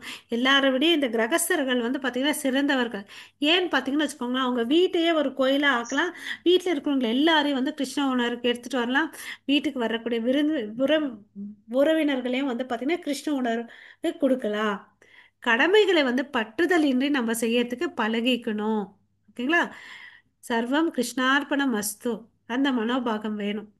இதயம் தூய்மை அடையாத நிலையில் ஏற்கப்படும் சந்நியாசம் சமூகத்திற்கு தொல்லையை ஏற்படுத்தும். ஓகேங்களா? அவன் அழகா வந்து என்ன பண்ணலாம், கிரகஸ்தனா இருந்துட்டு ஒரு மனைவியோட சந்தோஷமா வாழ்ந்துட்டு இருக்கான். இல்ல துறவறம் பண்ணிட்டேன்னு சொல்லிட்டு பல விஷயத்துல வந்து ஈடுபட்டுட்டு இருந்தான்னு வச்சுக்கோங்களேன், மது மாதுன்னு சொல்லிட்டு, அது என்ன ஆகுது, சமுதாயத்துக்கு இன்னும் சீர்கேடு தான் அப்படின்னு சொல்றாங்க. ஓகேங்களா? ஸோ உனக்கு பக்குவம் வந்த பிறகு நீ வந்து துறவரத்தை எடுத்துக்கணும்னு சொல்லிட்டு சொல்றாங்க. ஆ, நெக்ஸ்ட். ஆ, பிரபு. हरे कृष्ण महाराज जी। यदम कुरु कर्मत्वम कर्म ज्यायो यज्ञ कर्मण श्रीर यद्राभि सदे न प्रसी न प्रसियत अगर्मण। हरे कृष्ण महाराज। ஓகே. உனக்கு விதிக்கப்பட்ட கடமைகளை செய்வாயாக. செயலாற்றாமல் இருப்பதை விட இது சிறந்ததாகும். செயலின்றி இருப்பதனால் உனது உடலை கூட பாதுகாக்க முடியாது. இது உண்மையா இல்லையா? நம்ம செயல்களை செய்யாம இருந்தா நம்ம உடலை பாதுகாப்பா வைக்க முடியுமா? முடியாது महाराज जी। இல்லை இல்லையா? ஸோ ஏற்கனவே நம்ம என்ன பார்த்தோம், ஒரு நிமிஷம் கூட வேலை செய்யாமல் இருக்க முடியாது. அது நம்மளுடைய இயற்கை தன்மை. இல்லை, இவர் என்ன சொல்கிறாரு, உன்னால் நீ வேலை செய்யலைன்னு வச்சுக்கோயேன், உன் உடம்ப கூட உன்னால் பாதுகாக்க முடியாது. எவ்வளோதான் சம்பாதிச்சு வச்சு மலை போல சொத்து இருந்தால் கூட உட்காந்து சாப்பிட்டா என்ன ஆகும், கரைஞ்சிடும் அப்படின்னு சொல்கிறாங்க இல்லையா? உனக்கு விதிக்கப்பட்ட கடமைகளை நீ செய்வாயாக. அதாவது பலன் மேலே பற்றுதல் இல்லாமல் செய்யணும்னு சொல்லிட்டு சொல்ற. அர்ஜுனா பாருப்பா, நீ ஒரு கிரகஸ்தன். ஓகேவா? உனக்கு விதிக்கப்பட்ட கடமைகளை நீ செய். சத்திரிய தர்மத்தை போய் பின்பற்று. போய் சண்டை போடுன்னு சொல்றான். ஓகே. எவன் ஒருத்த வந்து விதிக்கப்பட்ட கடமைகளை கிருஷ்ண உணர்வோடு செஞ்சுட்டு இருக்கானோ அவனுக்கு என்ன நடக்குது, இதயம் வந்து தூய்மையாகுது. சமநிலை உள்ள சமுதாயம் நமக்கு கிடைக்குது இல்லையா? இங்க வந்து எந்த ஒரு பிரச்சனையும் இருக்காது. நீ வேற்று மதத்தவன் அது இதுன்னு சொல்லிட்டு நீ வந்து வேறு இனம் பாலினம் அப்படியெல்லாம் வந்து எந்த ஒரு பிரச்சனையுமே இருக்காது இல்லையா? சமுதாயத்துல வந்து என்ன, அவன் எந்த கான்செப்ட் அப்ளை பண்றான், எல்லாரையும் ஆத்மா பரமாத்மாவா பார்க்கறான். சமநிலை உள்ள சமூகம் ஏற்படுகிறது. அதனால என்ன ஆகுது, உடல் ஆரோக்கியம் மன ஆரோக்கியம் எல்லாமே கிடைக்குது இல்லையா? அதுதான் வேண்டும். ஸோ அர்ஜுனா நீ சத்திரியன். ஸோ உனக்கு விதிக்கப்பட்ட செயல்களை நீ செய்ப்பான் அப்படின்னு சொல்லிட்டு சொல்றான். ஓகேவா? ஸோ நமக்கு விதிக்கப்பட்ட கடமைகளை நம்ம செய்யணும். ஆட்டோமேட்டிக்கா நமக்கு என்ன ஆகுது, இருதயம் வந்து சுத்தமாகுது. அப்புறம் வந்து என்ன கிடைக்குது, கடவுள் வந்து பார்த்தீங்கன்னா ஞானமுத்தியும் கொடுப்பாரு, தூய்மையும் கொடுக்குறாரு, அப்புறம் வந்து பக்தியும் முக்தியும் கொடுக்குறாரு. ஓகேவா? ஞானத்தை வந்து பார்த்தீங்கன்னா பை ப்ராடக்டா நம்ம போய் உட்காந்து படிக்கணும் தெரிஞ்சுக்கணும்னு இல்லை. கடவுளுடைய செயல்களை நம்ம கேட்க ஆரம்பிச்சோன்னு வச்சுக்கோங்களேன், இன்னும் அவரை பற்றி நல்லா புரிஞ்சுக்க வாய்ப்பு அவரே கொடுக்குறார். அந்த பக்குவத்தை நமக்கு அவரே கொடுக்குறார்.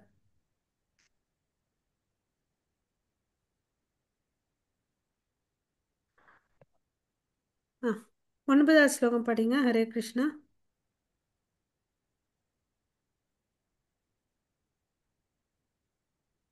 ஹரே கிருஷ்ணா. படிக்கணும் महाराज जी। படிங்க படிங்க. हरे कृष्ण। यज्ञार्थ कर्म यज्ञार्थात् कर्मणो अन्यत्र लोक अभयं कर्म बंधन तदर्थम कर्म कौंतेय मुक्त संग समासर। हरे कृष्ण महाराज। ஹரே கிருஷ்ணா. ஸோ இங்க என்ன சொல்றாரு, விஷ்ணுவிற்கு அர்ப்பணமாக செய்யப்படும் செயல்கள் மட்டுமே நிறைவேற்றப்பட வேண்டும். மற்ற செயல்கள் இந்த பௌதிக உலகத்தோடு பந்தப்படுத்துபவை. எனவே குந்தியின் மகனே, உனக்கு விதிக்கப்பட்ட கடமைகளே அவரது திருப்திக்காக செய். இவ்விதமாக நீ எப்போதும் பந்தத்தில் இருந்து விடுபட்டு வாழ்வாயாக. இது யார் சொல்லிட்டு இருக்காங்க? இது யார் சொல்றது? कृष्ण कृष्ण சொல்றாரு महाराज। யாருக்கு சொல்றாரு? அர்ஜுனன் குந்தியின் ஹரி மகன் போல், महाराज। சூப்பர். ஓகே. ஸோ நீ வந்து பார்த்தீங்கன்னு வச்சுக்கோங்களேன், எந்த செயலை வந்து விஷ்ணுக்கு அர்ப்பணிச்சிட்ட அதில் எந்த பிரச்சனையுமே இருக்காது.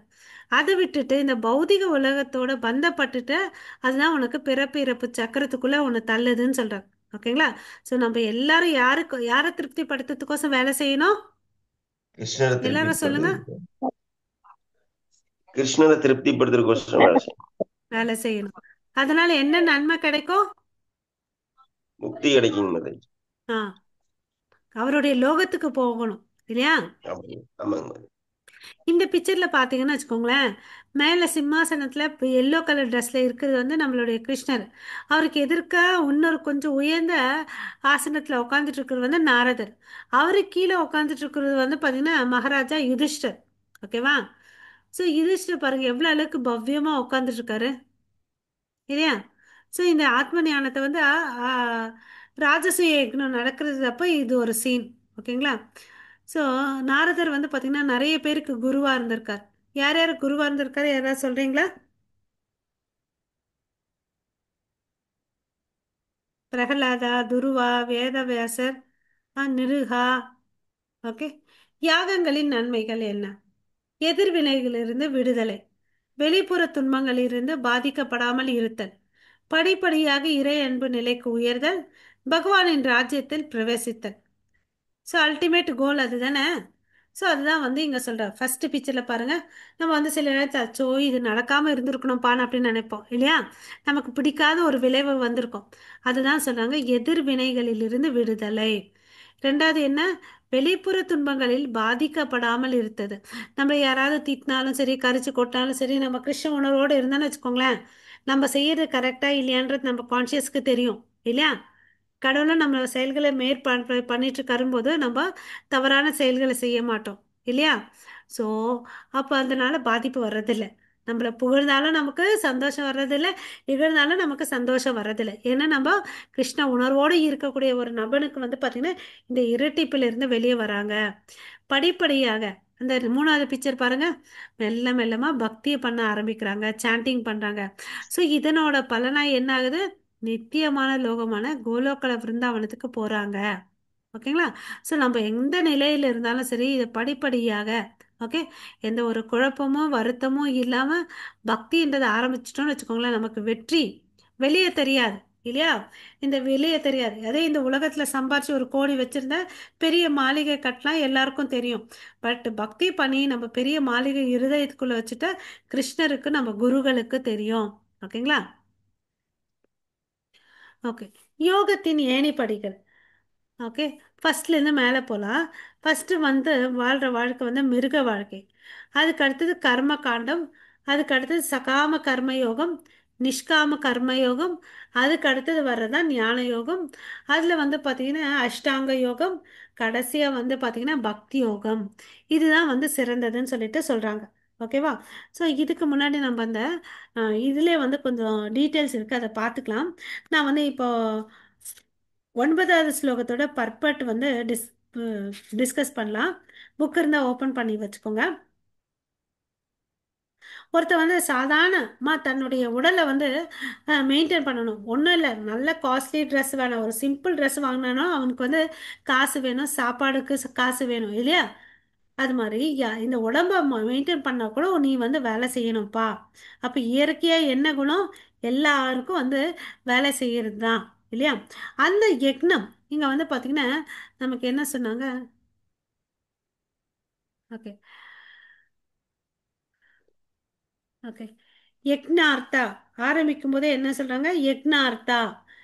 யக்னார்த்தன்னா யாருக்கோசம்? கிருஷ்ணரை வந்து திருப்திப்படுத்துறதுக்கோசம் தான் நம்ம செயல்களை வந்து செய்யணும்.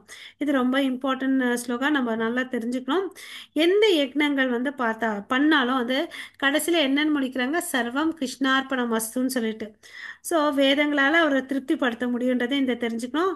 நம்ம செயல்களின் பலன்களையும் அவர் கையில் கொடுத்துடணும். ஓகேங்களா? அப்புறம் இன்னும் என்ன சொல்றாங்க பார்த்தீங்கன்னா யக்னோவை விஷ்ணுர். ஓகேங்களா? இது யாரை குறிக்குது? விஷ்ணுவை தான் குறிக்குது. ஓகே. இன்னும் வேற விதத்துல சொல்லணும்னு, யார் ஒருத்தர் வந்து யக்னம் பண்றாங்களோ அவன் நேரா கடவுள்கிட்ட வந்து சேவை செய்யறான் அப்படின்னு சொல்லிட்டு சொல்றாங்க. ஓகேங்களா? அதுக்கு அடுத்தது வர்ணாசிரமச்ச வத புருஷேன பரபூமான் விஷ்ணுர் ஆராதயத்தே. நீ எந்த வர்ண சங்கரத்துவமா இருந்தாலும் சரி என்ன சொல்றாரு? விஷ்ணுர் ஆராதயத்தே. விஷ்ணுரை வந்து என்ன பண்ணணும்? ஆராதனை பண்ணணும். எப்படி? உன் செயல்களை செய்யற மாதிரி. அதனால வரக்கூடிய பாவ விலைகளோ நற்விலைகளை வந்து நீ கவலைப்படாத. நீ வந்து நான் தான் வந்து காரியக்கர்த்தான்னு உனக்கு வந்து அந்த நன்மை தீமை வந்து உனக்கு பாதிப்பு ஏற்படும். கிருஷ்ண உணர்வோட செய்யணும் அப்படின்னு சொல்லிட்டு சொல்றார். ஓகேவா? அதுக்கு வந்து நமக்கு ஒரு கைடன்ஸ் வேணும். அவர் யாரு? நம்மளுடைய ஆன்மீக குரு வேணும்ன்றத புரிஞ்சுக்கணும். ஓகேவா? எந்த செயலும் நம்ம திருப்திக்கோசம் நம்ம செய்யக்கூடாது.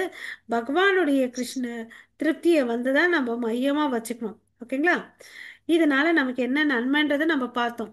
இந்த தான் நன்மைகள், 4 விதமான நன்மைகள். ஓகேங்களா? 10வது ஸ்லோகம் படிங்க. ஹரே கிருஷ்ணா. இதுவரையும் நம்ம பார்த்தது வந்து பார்த்தீங்கன்னா 1லேருந்து 8 நிஷ்காம கர்மா. இப்போ வந்து பார்க்குறது வந்து கர்ம காண்டா. ஆ, படிங்க பிரபு. இல்லைன்னா இங்கே நம்ம நிறுத்திக்கலாம் கர்ம காண்டா. ஏன்னா அது கண்டினியூஸாக வருது 6 ஸ்லோகங்கள். ஓகேங்களா? எப்படியோ 1 hour ஆச்சு. நாளைக்கு கண்டினியூஸாக டிஸ்கஸ் பண்ணிக்கலாம். சரிங்களா? கர்ம காண்டவத்தை பற்றி நீங்களும் கொஞ்சம் படிங்க. இது கொஞ்சம் இந்த டாபிக் எல்லாம் கொஞ்சம் ட்ரையாக தான் இருக்கும். திருப்பி திருப்பி அவர் வந்து கர்மா வந்து இன்சிஸ்ட் பண்ணுறார். ஓகேங்களா? நம்ம கொஞ்சம் டைம் ஸ்பெண்ட் பண்ணி போர் ஆகாமல் நம்ம படிச்சுக்கிட்டோன்னு வச்சுக்கோங்களேன், நமக்கு நல்ல கிளாரிட்டி கிடைக்கும். சரிங்களா? ஸோ वाञ्छा कल्पतरुभ्यश्च कृपा सिन्धु भयवच पतितानां पावनेभ्यो वैष्णवेभ्यो नमो नमः। अनंतकोटि वैष्णव वृंद की जय जय आचार्य हरिदास ठाकुर की जय जगत गुरु श्रील प्रभुपाद की जय। जय निताय गौरव प्रेमानंदे हरि हरि हरि हरि बोल। बोल। हरि हरि बोल। भगवद गीता की जय जय महा महामंत्रा की जय। जय। ओके। हरे कृष्णा।